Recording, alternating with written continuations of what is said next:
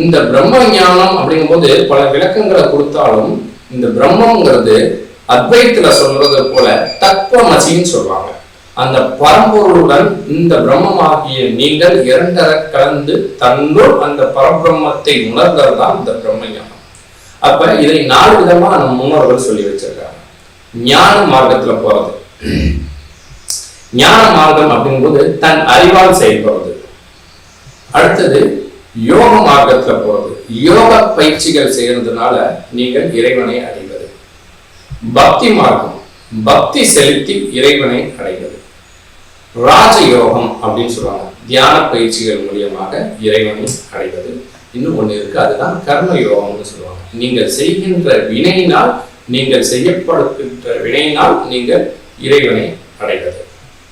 அப்ப இதுல எதன் வழியாக நீங்கள் இறைவனை அடைய வேண்டும் அப்படின்னு நீங்க தான் முடிவு பண்ணிக்கணும்.